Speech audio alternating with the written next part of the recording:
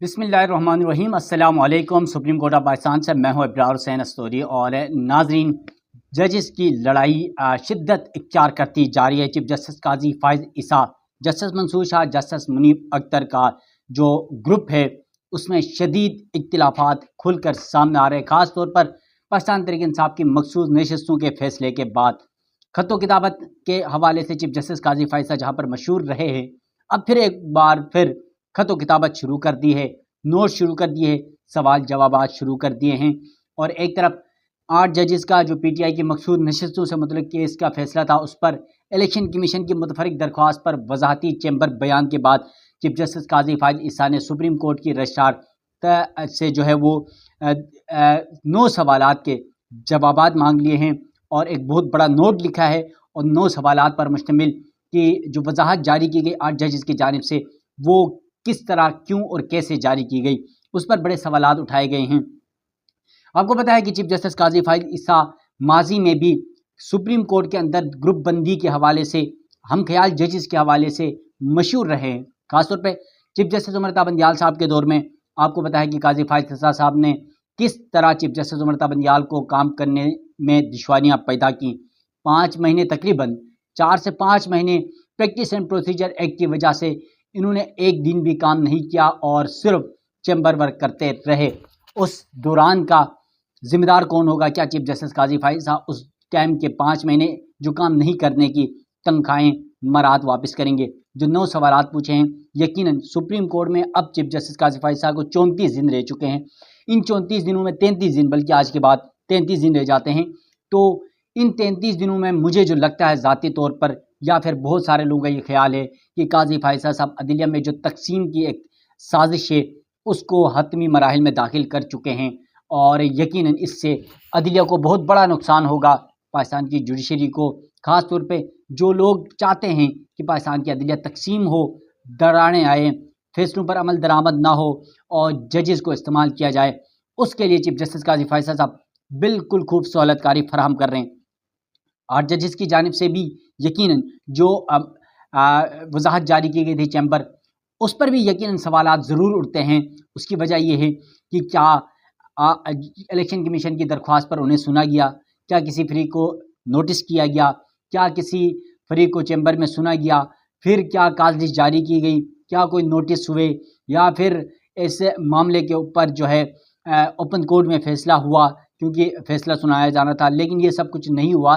तो अब इस मामले के ऊपर ये भी सवाल उठता है कि जो 8 जजेस का मौक़िफ़ है, हमारे ज़राए के मुताबिक ये मौक़िफ़ है कि हम सुप्रीम कोर्ट का 13 रुकनी फुल कोर्ट ने जो पीटीआई के मखसूस नशस्तों से मतलब 12 जुलाई का जो फैसला दिया था, उस फैसले पर चीज़ें क्लियर कर दी थी, लेकिन इलेक्शन कमीशन को उस फैसले की समझ नहीं आ रही थी, तो उन्होंने वजाहत के लिए दरख्वास्त दी थी। तो अक्सरियती 8 जजेस ने ये वजाहत जारी कर दी। अब चीफ जस्टिस काजी फाइज साहब ने पाकिस्तान तहरीक इंसाफ और सुन्नी इत्तेहाद कौंसिल की जो मखसूस नशस्तें हैं, उनके ऊपर जारी 8 जजेस की जो वजाहत है उस पर एक नोट लिखा है रजिस्ट्रार सुप्रीम कोर्ट को। चीफ जस्टिस काजी फाइज साहब ने 14 सितंबर के 8 जजेस की वजाहत पर 9 सवालों पर जवाबात मांग लिए हैं। इलेक्शन कमीशन से ने मुतफरिक दरख्वास्त के ज़रिए सुप्रीम कोर्ट से फैसले पर वजाहत तलब की थी और इस वजाहत पर सुप्रीम कोर्ट के 8 जजेस ने चैम्बर वजाहत जारी की थी और कहा था कि इलेक्शन कमीशन सुप्रीम कोर्ट के फैसले पर अमल दरामद करे, अगर नहीं करते हैं तो संगीन नताइज बरामद होंगे। ये 8 जजेस की जानिब से नोट लिखा गया था 4 सफ़ात पर मुश्तमिल। अब चीफ जस्टिस काजी फाइज साहब कौन कौन से 9 सवालात पूछ रहे हैं, जजीला असलम से जो सुप्रीम कोर्ट के रजिस्ट्रार हैं उनसे उसकी तफसीलात आपके सामने रखता हूँ। चीफ जस्टिस काजी फाइज साहब पहला सवाल पूछते हैं Jazila Aslam registrar supreme court से कि इलेक्शन कमीशन और पाकिस्तान तहरीक इंसाफ ने वजाहत की दरख्वास्त कब दायर की? यानी जो वजाहत 8 जजेस की जानिब से जारी की गई, उस वजाहत से मतलब इलेक्शन कमीशन की दरख्वास्त कब सुप्रीम कोर्ट में दायर हुई, पाकिस्तान तहरीक इंसाफ की दरख्वास्त कब दायर हुई?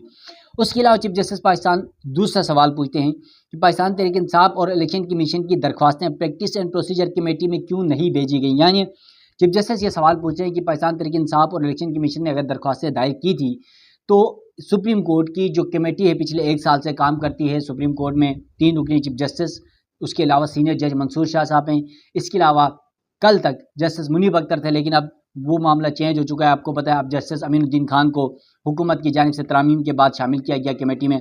तो वो कह रहे हैं कि 3 जजेस की कमेटी को क्यों नहीं भिजवाया गया, प्रोक्यूशन प्रोसीजर कमेटी को, اور اس پر وہ وضاحت طلب کر رہے ہیں، کیونکہ کمیٹی کے سامنے جاتا ہے، کیس فکس ہوتا ہے، کون سا بینچ ہوگا، کیا چیزیں ہوں گی، اس کو ڈسکشن ہوگا، کون سی تاریخ کو فکس ہوگا، چاہے وہ چیمبر کا ہو چاہے اوپن کورٹ کا.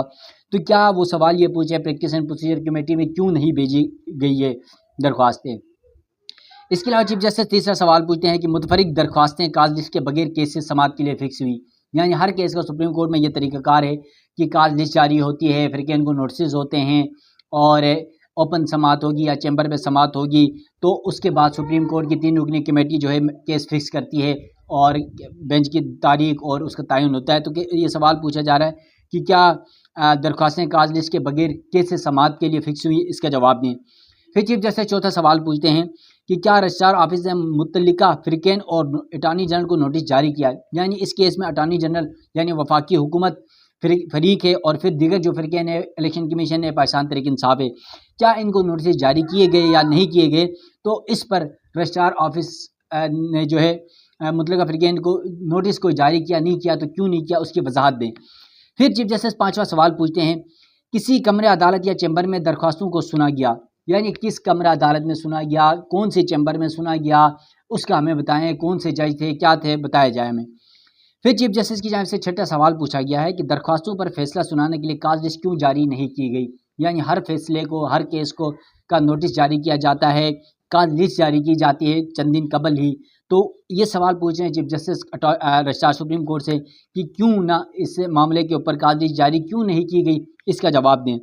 پھر ساتواں سوال پوچھتے ہیں کہ آرڈر کو سنانے کے لیے کمرہ عدالت نے فکس کیوں نہیں کیا گیا. سپریم کورٹ میں کوئی بھی مقدمہ ہوتا ہے، کیس ہوتا ہے، اس کو فریقین کو سننے کے بعد فیصلہ محفوظ ہو جاتا ہے اور یا تو پھر ادھر ہی اوپن کورٹ میں سنایا جاتا ہے یا چیمبر میں سنایا جاتا ہے، یا پھر اس معاملے کی کاز لسٹ جاری ہوتی ہے، فلانی تاریخ کو کیس اس کا فیصلہ سنایا جائے گا، تو وہ کورٹ کے سامنے پہلے ہی جب دیگر کیسز شروع ہوتے ہیں تو فرسٹ میں ہی جو فیصلے سنانے ہوتے ہیں وہ فیصلہ سنایا جاتا ہے. تو چیف جسٹس یہ پوچھیں کہ آرڈر سنانے کے لیے کمرہ عدالت میں فکس کیوں نہیں کیا گیا.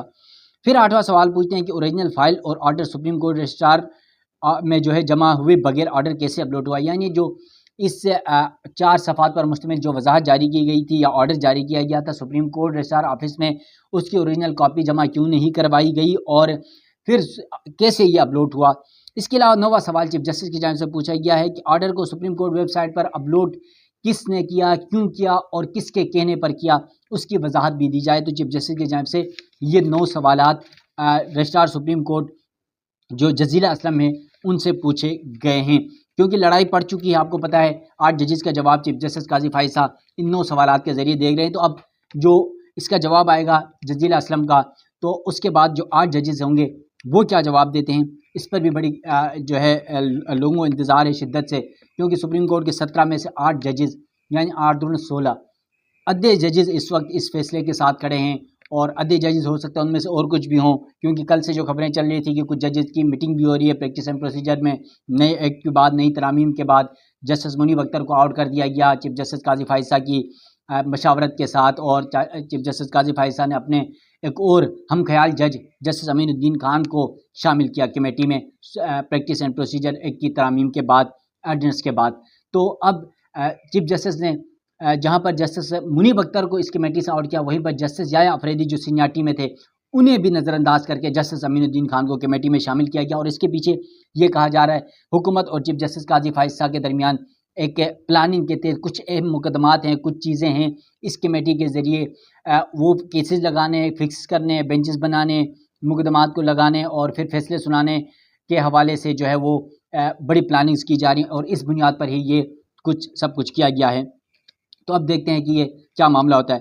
اس کے ساتھ ساتھ جو اسپیکر کی جانب سے خط لکھا گیا تھا الیکشن کمیشن کو، اور الیکشن کمیشن نے پھر اس معاملے کو سپریم کورٹ کے سامنے بھی رکھا ہے کہ اسپیکر کی جانب سے بھی یہ لکھا گیا ہے، اور اسپیکر نے الیکشن کمیشن سے یہ خط میں کہا ہے کہ آپ مجھے ہمیں جو ہے وہ جو دیگر سیاسی جماعتوں کی مخصوص نشستیں ہیں وہ جس ریشو کے حساب سے پہلے تقسیم کی گئی تھی اس کا نوٹیفیکیشن جاری کریں. کیونکہ سپریم کورٹ کے فیصلے کے بعد الیکشن کمیشن نے وہ جاری نہیں کیا. اب اس خط کے اوپر جب وہ الیکشن کمیشن پہنچا تو پاکستان تحریک انصاف نے پھر سپریم کورٹ میں ایک درخواست دائر کی ہے، متفرق درخواست. اس درخواست میں سپریم کورٹ میں جو پاکستان تحریک انصاف نے یہ کہا ہے کہ اپنی درخواست میں سپریم کورٹ نے اپنے فیصلے میں 39 ارکان اسمبلی کو تحریک انصاف کا رکن قرار دیا عدالتی فیصلے کی روشنی میں بقیہ 41 ارکان نے اپنے بیان حلفی الیکشن کمیشن میں جمع کرائے۔ الیکشن کمیشن نے تاحال ان 41 ارکان کا نوٹیفیکیشن جاری نہ کیا اور پھر مخصوص نشستیں بھی الاٹ نہیں کی گئیں۔ اس کے علاوہ درخواست میں کہا گیا کہ اسپیکر قومی اسمبلی نے الیکشن ترمیمی ایکٹ کی روشنی میں نشستوں کی الاٹمنٹ کے لیے خط لکھا۔ عدالتی فیصلے اور وضاحت کی روشنی میں الیکشن ترمیمی ایکٹ کا اطلاق موجودہ کیس پر نہیں ہوتا۔ پھر اسپیکر کے الیکشن کمیشن کو خط آئین اور قانون کے درست عکاسی نہیں، جبکہ الیکشن کمیشن کو مخصوص نشستیں حکومت کو الاٹ کرنے سے روکا جائے۔ پاکستان تحریک انصاف نے یہ بھی استدعا کی ہے کہ الیکشن کمیشن کو سپریم کورٹ کے فیصلے پر ونعن عمل کرنے کا حکم بھی دیا جائے۔ یہ پاکستان تحریک انصاف کی جانب سے سپریم کورٹ میں متفرق درخواست دائر کی گئی ہے۔ اس تو کل کا دن بہت اہم ہے کیونکہ آپ کو پتہ ہے ہفتہ اتوار کو بڑا انتہائی سنگین رہا، خاص طور پر ہفتے کی رات اور اتوار کی درمیانی شب جو ہے وہ بڑی میٹنگیں ہوئی ججز کی، جو کچھ ذرائع بتا رہے ہیں، کچھ کہہ رہے ہیں نہیں یہ کوئی میٹنگز نہیں ہوئی ہیں تو اس پر بڑی کنٹروورسی ہے، کچھ کہہ رہے ہیں 14 ججز کی میٹنگ ہوئی ہے، کچھ کہہ رہے ہیں نہیں 4 ججز کی میٹنگ ہوئی ہے، کچھ کہہ رہے ہیں جسٹس محمد علی مظہر کے گھر میں جو ہے 4 ججز کو دعوت دی گئی تھی، اس میں جسٹس منصور شاہ بھی نہیں تھے۔ تو یقیناً یہ جو خطرناک مبینہ طور پر جو لڑائی ہے خطرناک حد تک جا پہنچی ہے، 2 گروپ جو ہے وہ مکمل طور پر ماضی کی طرح پھر کھل کر سامنے آ چکے ہیں۔